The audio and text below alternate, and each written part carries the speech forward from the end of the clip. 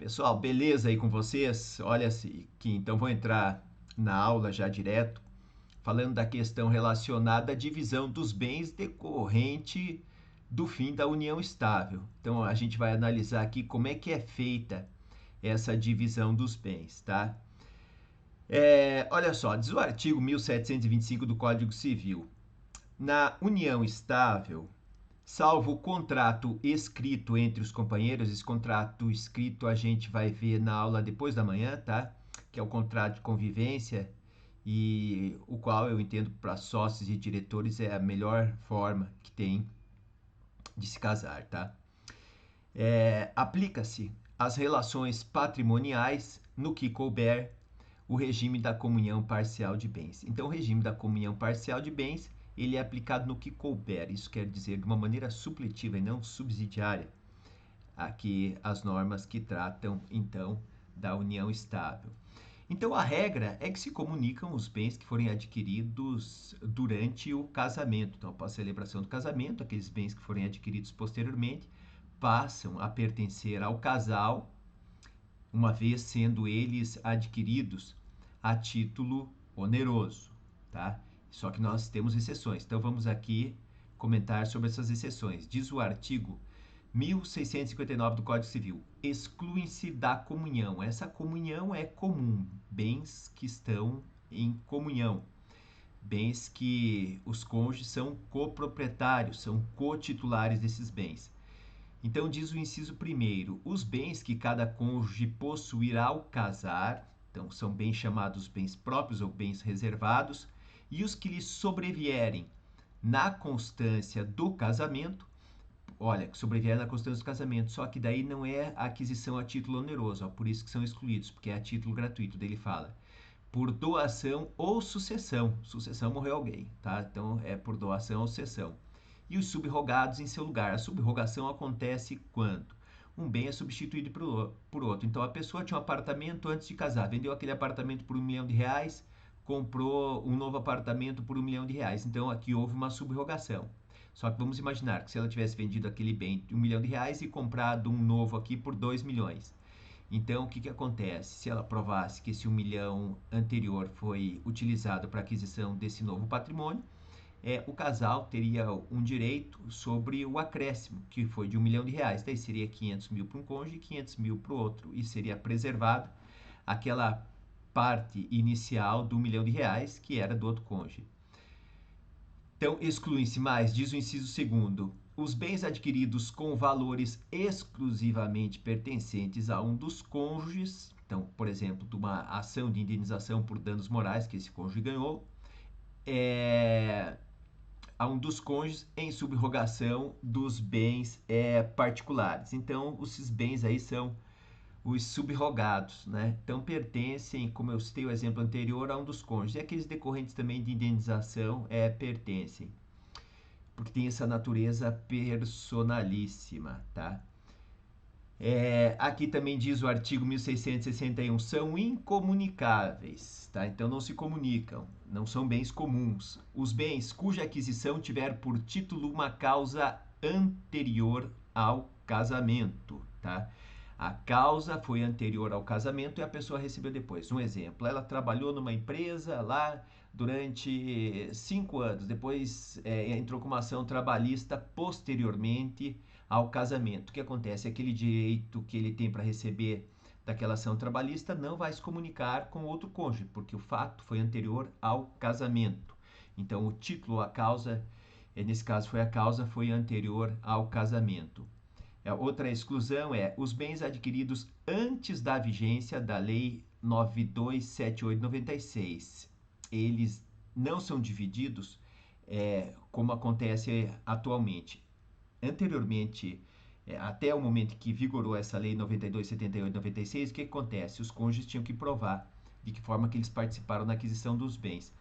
Posteriormente a esta lei, daí o que acontece? Existe uma presunção que a aquisição foi feita de uma maneira proporcional por cada um dos cônjuges, o esforço foi comum. Por exemplo, a mulher pode só cuidar dos filhos e o bem que o marido adquirir vai pertencer ao casal. Anteriormente, não. Se aquele imóvel foi adquirido, está em nome só de um dos cônjuges, então pertence a ele, salvo prova em contrário.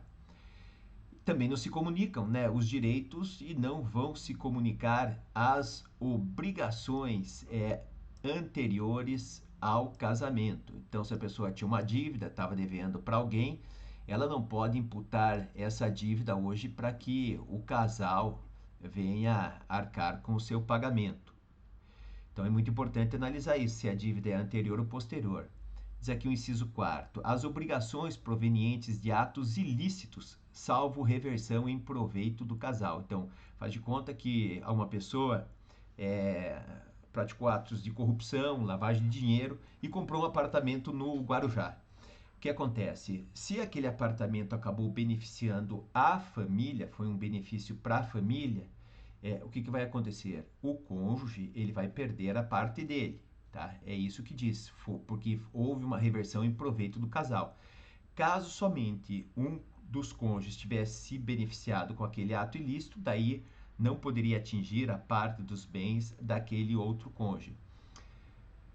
Diz o inciso 5º, os bens de uso pessoal, os livros, instrumento de profissão. Essa questão aqui é discutível, tá? Então, os bens de uso pessoal, os livros, instrumento de profissão, a pessoa vai lá e monta um consultório, mas com o dinheiro, veja, com o dinheiro do casal. Então, o que acontece? Depois, o que acontece? Esse cônjuge que foi beneficiado com esse patrimônio, ele vai ter que ressarcir o outro, tá? Ele não vai ser excluído, ele vai ter que ressarcir o outro. Então, essa questão aqui tem que ser interpretada dessa forma. Essa outra aqui também, os proventos do trabalho pessoal de cada cônjuge. Esses aqui também acabam se comunicando. Eles entram ali para o casal. Por exemplo, eu coloquei a situação anterior daquele crédito trabalhista, tá? Que foi, o fato gerador foi antes do casamento, a causa. Agora não. Agora, posteriormente ao casamento, a pessoa começou a trabalhar numa empresa, depois não recebeu, teve que entrar com uma ação trabalhista, tá? E daí acabou se divorciando. Só que o resultado da ação trabalhista não saiu. Então a pessoa se divorciou. Depois vai vir aquele direito que ela tinha de receber aquele valor da ação trabalhista, ela vai receber. Então esse valor ele se comunica. Por quê? Porque o fato surgiu posteriormente ao casamento e ao proveito do trabalho. A partir do momento que ele se tornou disponível, então vai haver a sua comunicação com outro cônjuge. E as questões aqui discutíveis também, as pensões, meios-soldos, montepios e outras rendas semelhantes, tá? Se elas se comunicam ou não. Meu entendimento, quando ela tem essa natureza personalíssima, por exemplo, a pessoa sofreu um acidente, ganhou uma indenização por danos morais, tá bom? Então, vai receber ali uma indenização. Essa indenização não se comunica. Agora, com relação às pensões, tá bom? As pensões meio-soldos, o que os nossos tribunais acabam interpretando? Que elas se comunicam, tá bom? É importante saber aqui, então, desta questão. Agora, vou passar aqui a fase dos bens, então, que a gente viu os casos de exclusão. Agora vamos ver os casos aqui, então, onde existe essa comunhão, aonde eles se comunicam. Então, entram na comunhão os bens adquiridos na constância do casamento por título oneroso, olha só, não é a título gratuito, é título oneroso, ainda que só em nome de um dos cônjuges, né? Não importa, porque só foi colocado no nome de um, na união estável, a pessoa vai se identificar qual o estado civil dela, que ela se identifica, olha, eu sou solteiro. Se tivesse feito, como eu coloquei anteriormente lá, um registro que a pessoa está em união estável, uma outra situação, mostrado para o outro, ela tem uma união estável. Mas aqui não, ela adquiriu, faz de conta, um imóvel só está em nome dela, mas esse bem entra para a comunhão, porque foi adquirido posteriormente ao casamento, ele não decorre de uma subrogação, ele não foi adquirido a título gratuito, ele não decorre de uma herança, ele não decorre de uma doação. Diz aqui o inciso 2º, os bens adquiridos por fato eventual, olha, ganhou na loteria, ou com ou sem o concurso do trabalho ou despesa anterior. O outro cônjuge vai participar aqui desse prêmio da loteria. No artigo 1662 diz, no regime da comunhão parcial, presume-se adquiridos na constância do casamento os bens móveis, tá? Então é presumido que foram adquiridos posteriormente ao casamento, salvo se houver uma prova em contrário. Por exemplo, a pessoa tinha um carro antes de casar, vendeu aquele carro e comprou um novo carro. O carro é um bem móvel. mas daí ela prova que houve uma subrogação, ela vendeu aquele veículo dela anterior para comprar este novo veículo. Então ocorreu uma subrogação real. No caso das cotas sociais, as cotas sociais elas precisam ser analisadas no seguinte sentido: essas cotas sociais elas foram adquiridas antes do início da união estável ou posteriormente. Se as cotas foram adquiridas anteriormente ao início da união estável, porque as cotas sociais, a natureza jurídica dela é de um bem móvel incorporal. O que acontece? É como se fosse qualquer outro bem. Se esse bem foi adquirido antes do casamento, houve uma valorização daquelas cotas sociais, a pessoa, o sócio ali ficou rico, ficou milionário, mas não vai haver a comunicação. Por quê? Porque essas cotas sociais, elas foram adquiridas antes do casamento, tá? O que acontece?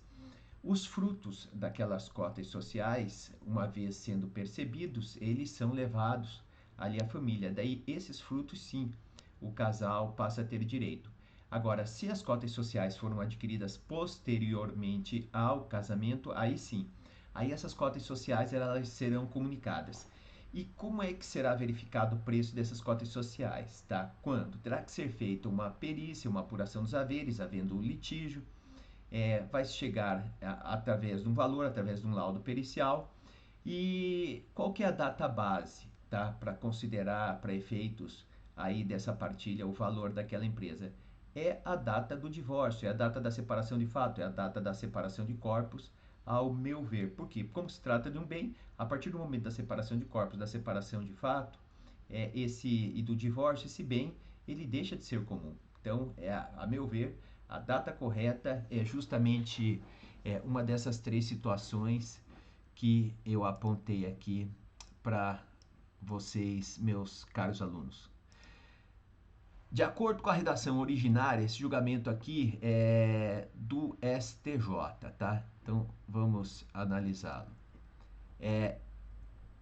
De acordo com a redação originária do artigo 1641-2 do Código Civil, vigente à época do início da união estável, impõe-se ao nubente ou companheiro sexagenário o regime de separação obrigatória de bens. Então, o que acontece? Olha que interessante.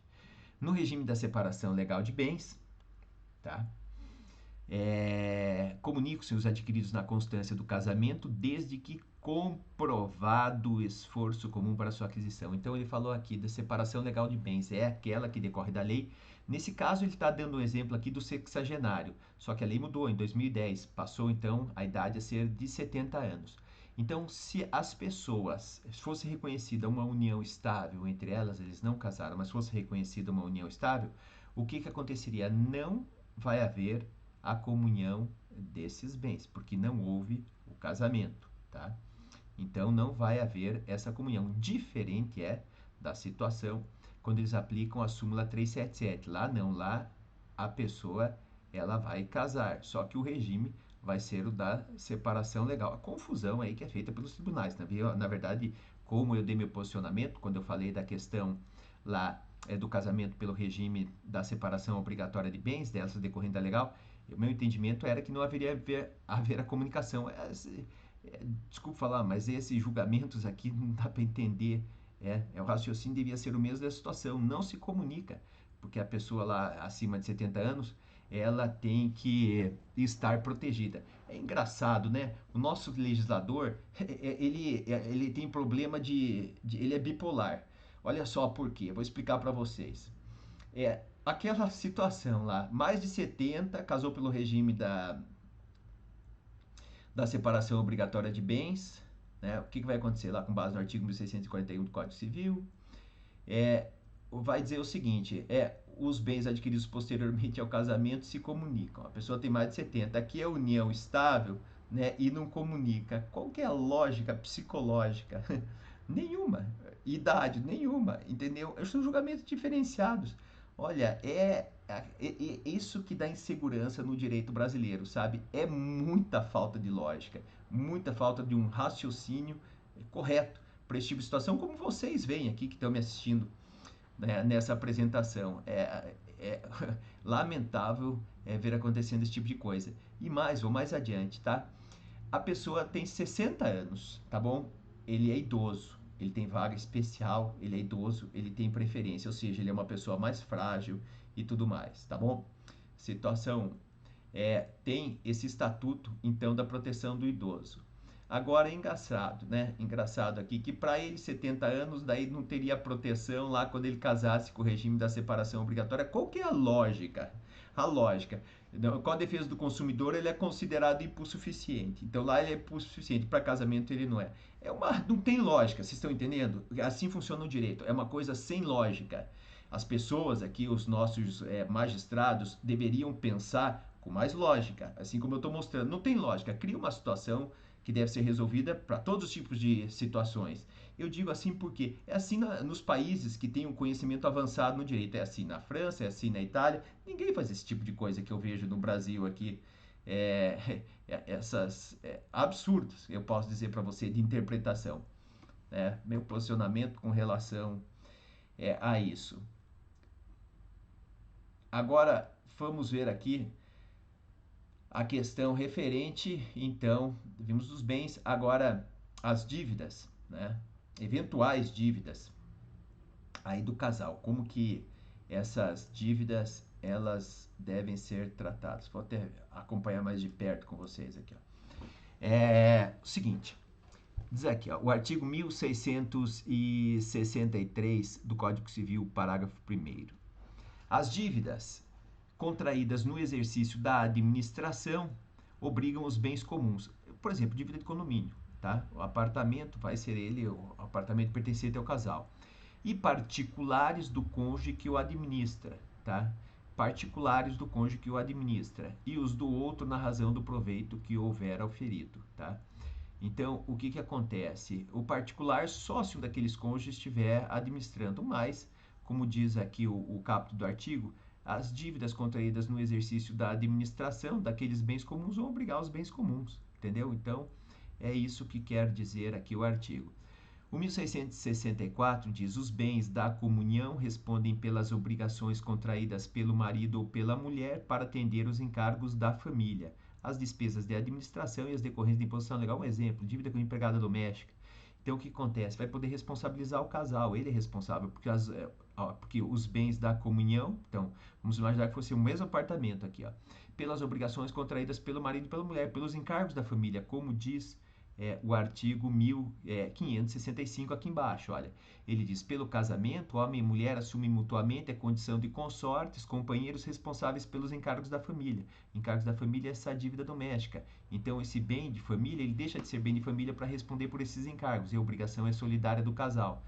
Então, está aqui um exemplo de responsabilidade solidária do casal pelos encargos domésticos, tá?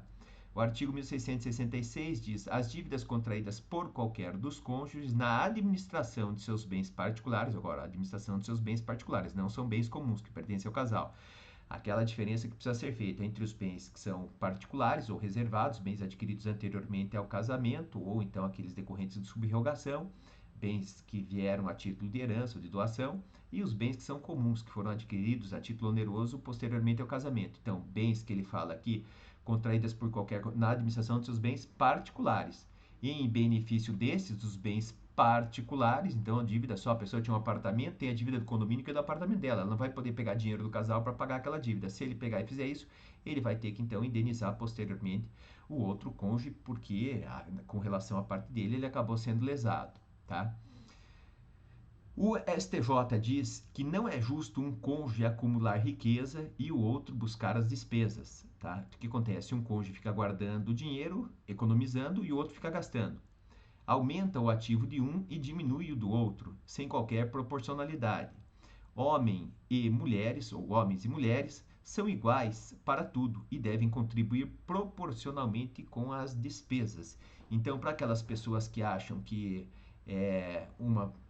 um dos cônjuges não precisa, que um companheiro ou companheira não precisa contribuir com as despesas proporcionalmente aos seus ganhos, está absolutamente equivocado. Então, para evitar brigas entre casais, deixo aqui a situação clara: cada um tem que contribuir proporcionalmente aos seus ganhos para os encargos domésticos.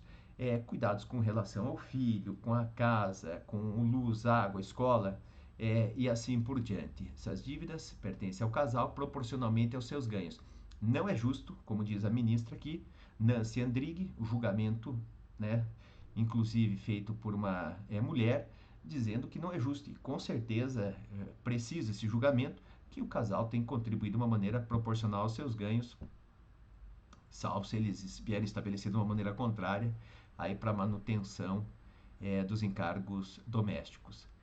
E continua aqui o julgamento dizendo: a interpretação harmônica dos artigos 1659, inciso 6º, e 1660, inciso 5º do Código Civil de 2002 permite concluir que os valores obtidos por qualquer um dos cônjuges a título de retribuição pelo trabalho que desenvolve integram o patrimônio do casal tão logo percebidos, que eu havia citado anteriormente, né? Então, depois do casamento, aqueles valores que ela receber decorrente do seu trabalho, tanto o marido como a mulher, pertencem ali ao casal. Então, eles não são ali, não representam um patrimônio próprio, um patrimônio reservado, e sim um patrimônio do casal.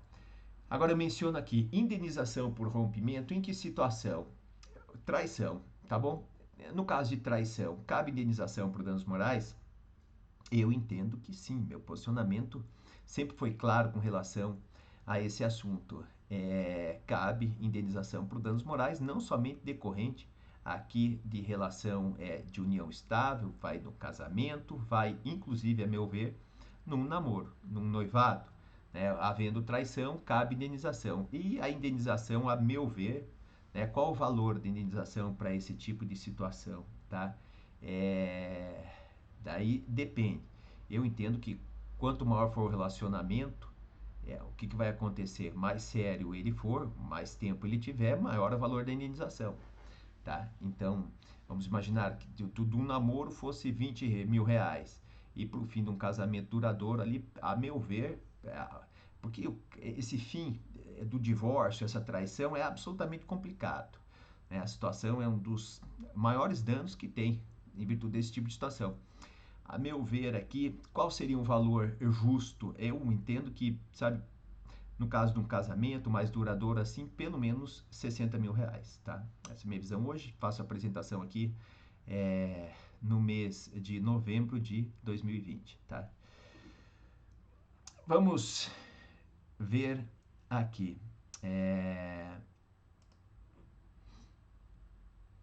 Questão agora, acabou o relacionamento aí, acabou a união estável. Vamos ver então a questão aqui, como é que fica dos alimentos, tá?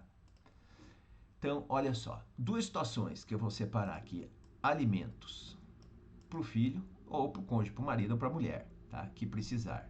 Então, o que acontece com o filho? Diz aqui, onde que a gente vai se basear na questão dos alimentos? Nesse artigo aqui e nesse binômio, olha só, diz o artigo. Podem os parentes, os cônjuges ou companheiros, então o que ele diz aqui? Parentes, tá? Tem parente de primeiro grau, parente de segundo grau. Então, o pai pode pedir alimento para o filho pode pedir alimento para o pai. Então, os cônjuges ou companheiros, daí cônjuges no caso de casamento, companheiros no caso de união estável, pedir uns aos outros os alimentos de que necessitem para viver de modo compatível com a sua condição social, tá bom? Daí, o que vai acontecer que não vai conforme a sua condição social? Daí a gente vai aplicar o parágrafo 2º. Diz aqui, os alimentos serão apenas os indispensáveis à subsistência, já não é mais para manter aquela condição social. Porque, digamos, ele traiu, aqui, ó, essa pessoa aqui traiu e quer receber alimentos. Então, vão ser só os indispensáveis à sua subsistência. Quando a situação de necessidade resultar de culpa de quem os pleiteia. Como eu disse, traiu e vai receber alimentos, vai, mas os necessários para a sua sobrevivência. Já se não traiu, vai receber aqui o alimento para manter aquele mesmo padrão de vida que estava sendo mantido. Algumas pessoas questionam esse tipo de situação, dizendo que você não analisa a culpa por ocasião do divórcio. Concordo que não se analisa a culpa por ocasião do divórcio, mas com relação aos alimentos, eu entendo, assim como os danos morais, eu entendo que daí se aplica sim essa punição, tá? Os alimentos devem ser fixados na proporção. Então, esse daqui, ó, vale para todas as situações de alimentos, tá? Os alimentos, guardem bem isso daqui. Os alimentos devem ser fixados na proporção das necessidades. Então, de um lado, você tem que analisar a necessidade da pessoa que vai receber os alimentos. A criança precisa do quê? Precisa de escola, precisa de comida, precisa de médico, precisa de tal coisa. Vai enumerar tudo que precisa. Então, é a necessidade de um lado. Outra possibilidade. Precisa de tudo isso. Tá, mas o pai, a mãe tem condições de pagar? Essa é a questão. E mais, essa questão dos alimentos, tá? Vão ficar o quê? Vão ser estabelecidos judicialmente. Em princípio, essa obrigação dos alimentos, olha, o que acontece? A obrigação é dos pais, tá? Então, o que acontece? A obrigação dos pais conforme os seus ganhos. Não diz assim, a obrigação é do pai. É dos pais, é do casal, com relação ao filho de pagar esses alimentos. Mas se houver um acordo, o pai vai dar 5 salários mínimos por mês, o pai se comprometeu, ele é obrigado. Se ele não pagar, vai ser pedido um cumprimento de sentença ali para que pague, tá? Porque ele foi estabelecido assim, através de um acordo, ou então, no final, caso venha a ser estabelecidos esses alimentos judicialmente, o juiz vai analisar a necessidade e a possibilidade, necessidade de quem precisa e a possibilidade de quem vai pagar. É o que ele diz aqui, ó, fixados na proporção das necessidades do reclamante dos recursos da pessoa obrigada, tá? Agora, uma situação nova que surgiu aqui, recente, nos tribunais, uma discussão que vinha já de algum tempo, é a possibilidade do pai pedir, entrar com uma ação, se for ele que estiver pagando os alimentos, com uma ação de exigir contas, segundo determina o Código de Processo Civil, exigir contas que, digamos, se a mãe está cuidando lá do filho, ele desconfia que ela esteja gastando dinheiro fora das necessidades do filho, não somente para atender as necessidades do filho, mas muitas vezes para atender as necessidades dela. Então, o que acontece? Quem está pagando tem o direito de pedir, aí, de exigir estas contas, tá? É importante saber disso, determinou o STJ. Em determinadas situações, como diz aqui o Superior Tribunal de Justiça, que julga matérias que não são da ordem constitucional, são matérias infraconstitucionais, fora da Constituição, STJ. Matérias constitucionais, Supremo Tribunal Federal, STF. Então, separado essas duas questões aí. Então, em determinadas situações, não se pode negar ao alimentante não guardião, então é quem está pagando, quem não está com a guarda, o direito de averiguar se os valores que paga a título de pensão alimentícia estão sendo realmente dirigidos ao beneficiário e voltados ao pagamento de suas despesas e ao atendimento dos seus interesses básicos fundamentais, sob pena de se impedir o exercício pleno do poder familiar. Então, admitida é a ação de contas. Companheiro, companheira, tá? É o que eu disse, que vai analisar a culpa. E eu digo aqui, ó, a pensão devida tá bom, vai ter que pagar esses alimentos. Por quanto tempo, né? As pessoas têm essa dúvida com relação a isso. Por quanto tempo é que tem que pagar esses alimentos lá para o cônjuge que ele está precisando, que ele não trabalhava? Daí diz aqui, ó, a pensão devida ao ex-companheiro, companheira, deve perdurar pelo tempo necessário para ele se inserir no mercado de trabalho. Então, é o tempo necessário. Quanto que é esse tempo normalmente na prática? 1 ano, até 2 anos no máximo ali. Isso é a regra geral, tá? Efeitos não patrimoniais. Tratei acima dos efeitos patrimoniais decorrentes do final da união estável.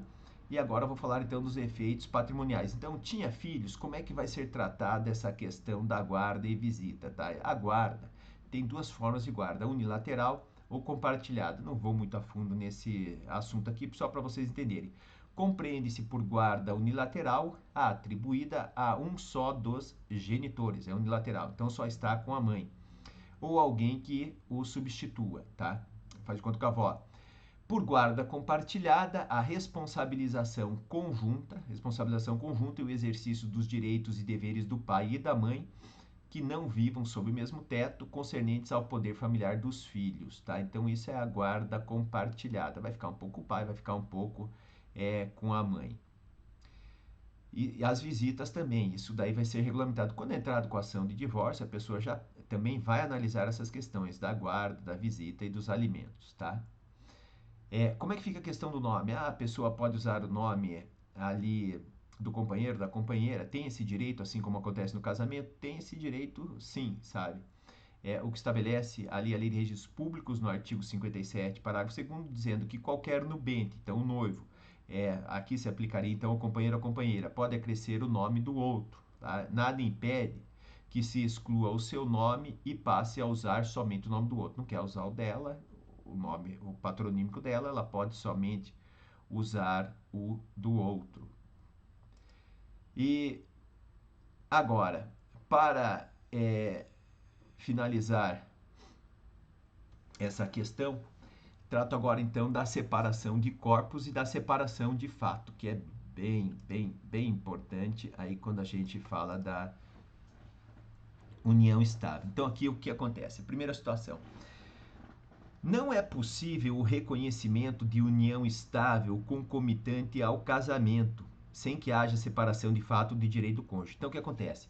Para ser reconhecida uma união estável, é indispensável que exista um rompimento do casamento anterior, ou exista uma separação de fato, ou exista uma separação de corpos. Caso contrário, esse segundo relacionamento aqui não será reconhecido como uma união estável. Só que, sob o ponto de vista prático, isso aqui apresenta muitos problemas, tá? É uma questão que exige uma matéria probatória, uma matéria de fato. Isso é um motivo de insegurança jurídica muito grande. Por quê? Porque o juiz pode decidir como estiver na cabeça dele. Ele vai interpretar os fatos, ele vai interpretar as provas. Então, tem que ser evitado esse tipo de situação quando a pessoa tem um patrimônio grande e ela resolve trair ali o seu cônjuge, tá bom? E depois pode ter esse reconhecimento dessa união estável e ter esse problema patrimonial. Então, eu alerto aqui, sócios e diretores, muito cuidado com esse tipo de situação, que pode dar problema e dos grandes ainda. A separação de fato, corpus ou divórcio, põe fim à aquisição conjunta dos bens, motivo pelo qual os cônjuges não têm mais direito à meação dos bens adquiridos pelo outro. Então, o que acontece? Com o divórcio, com a separação de corpos, com a separação de fato, os bens adquiridos posteriormente a este momento, a este fato, eles não se comunicam mais. Então, é importante, né, saber disso daí, por quê? Porque tivemos recentemente decisões de alguns magistrados decidindo ali que através do ajuizamento da ação de divórcio, a partir do momento que for dada a decisão judicial, estaria já havendo divórcio, independentemente da citação do outro cônjuge, ou então da distribuição da ação. Isso é importante, por quê? Porque a partir daquele momento não vai mais existir esta comunhão de bens. Então, o que acontece? Quando entra com a ação direto, a partir de quando é que deve ser considerada a data do divórcio? Como eu disse, a meu ver, né, nesse caso aqui, vai se aplicar quando? Na data do ajuizamento da ação. É preciso citar outro cônjuge para ele saber, né, que não vai haver mais a comunicação de bens. Mas, a meu ver, é a partir do momento do ajuizamento da ação. Daí o que acontece? É preciso citar outra pessoa e operaria um efeito retroativo, daí com a citação, tá? Então, é isso que eu tinha para dizer por hoje com relação a essa questão, a essa aula aqui, voltada ao fim da união estável, tá? E na aula seguinte, na aula de amanhã, a gente vai tratar aí dos últimos aspectos envolvendo a união estável. Então, te aguardo na próxima aula. E se você tiver algum comentário para fazer, fique à vontade, aí pode fazer, tá? Abertamente, ou é claro, nesse caso será feito aí, né, questões mais complicadas são feitas de uma maneira mais sigilosa, tá bem? Mas fica à vontade para perguntar, tá bem? Então, até o próximo.